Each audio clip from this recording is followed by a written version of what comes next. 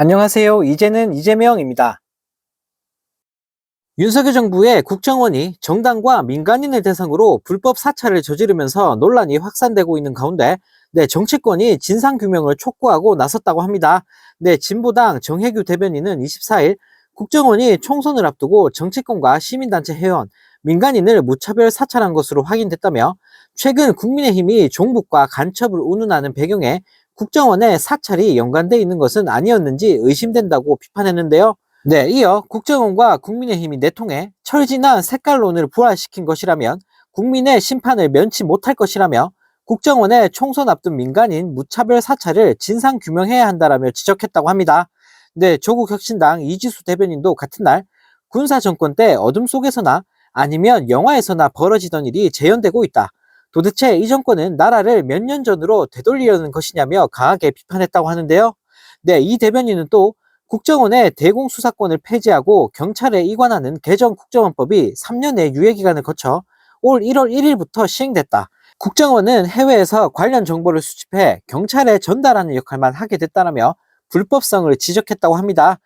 앞서 촛불승리 전환 행동은 지난 22일 기자회견을 열고 국정원의 민간인 사찰 현장을 포착한 내용을 폭로했는데요.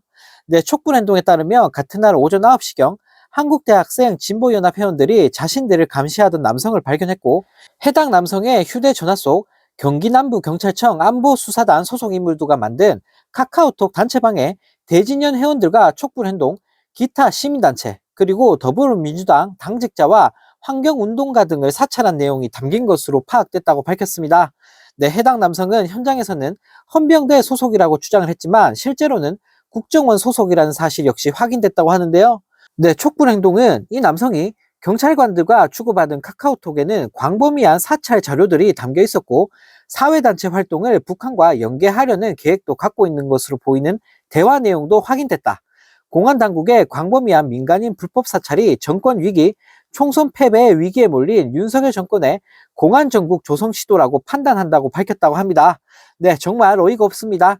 대규모 불법 민간인 사찰이라니 나라가 어쩌다 이 지경이 된 걸까요? 정말 대통령 하나 잘못 뽑았다가 나라가 빠르게 망해가고 있습니다. 또 다른 소식입니다. 최상병 사망 사건에 대해 대통령실 관계자가 조그마한 사고라는 망언을 날리면서 국민들에게 큰 비판을 받고 있습니다. 언론 보도에 따르면 수사 외압 의혹에 발단이 된 최상병 순직 사건과 관련해 대통령실 고위 관계자가 최근 MBC에 이를 조그마한 사고로 표현하고 전 지휘관이 법적인 문책을 받는 건 부적절하다는 취지로 말했다고 전했다고 하는데요. 이에 민주당 박주민 의원은 자신의 페이스북에 해당 보도를 전하며 윤석열 정부의 장병과 국민의 생명에 대한 인식을 적나라하게 보여주는 말이 아닐 수 없다. 두 눈을 의심했다라며 비판했다고 합니다.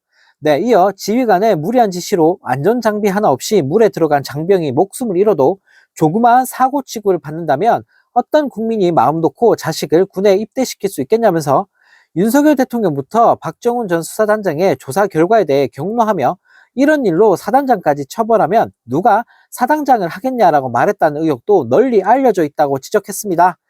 그러면서 우리 군인은 물론 국민들께서도 절대 동의할 수 없는 실로 부끄러워해야 마땅한 발언이고 인식이라며 대한민국 군인과 국민의 명예를 위해서라도 이 사건의 진실은 반드시 밝혀져야 한다고 비판했다고 하는데요. 정말 어이가 없습니다. 대통령실의 수사 외압 의혹이 쏟아져 나오면서 전 국민이 분노하고 있는 상황에서 조그마한 사고라니. 윤석열 정부가 얼마나 우리 국민들의 죽음을 하찮게 여기는지 알 수 있는 대목이 아닐까 싶습니다. 이런 가운데 한동훈 위원장이 경제 문제 해결 방안을 적극 모색하겠다라며 선대위에 민생경제특위를 구성해 경제부총리를 역임한 추경호 후보를 공동위원장으로 위촉했다고 밝히면서 국민들에게 조롱을 당하고 있습니다. 국진당 선대위는 전날 다양한 실물경제 전문가들을 특위에 모셔 우리 사회가 가장 시급하게 해결해야 할 민생경제 문제에 대해 국민의힘의 대안을 제시할 예정이라고 말했는데요. 그런데 그 대안으로 추경호 영입이라니 정말 코미디도 이런 코미디가 없습니다. 왜냐하면 추경호 후보는 윤석열 정부 초대 경제부총리 겸 기획재정부 장관을 작년 12월까지 맡으면서 나라를 제대로 말아먹었기 때문인데요. 경제부총리를 지내는 동안 내수 성장률이 마이너스를 면치 못했고 재정수지 적자가 40조 원에 달했습니다.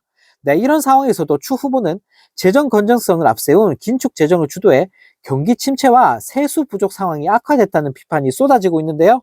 네, 정말 어처구니가 없습니다. 경제 살리겠다면서 기껏 한다는 게 추경호 영입이라니. 네, 도대체 국진당은 나라를 어디까지 망치려는 건지 모르겠습니다.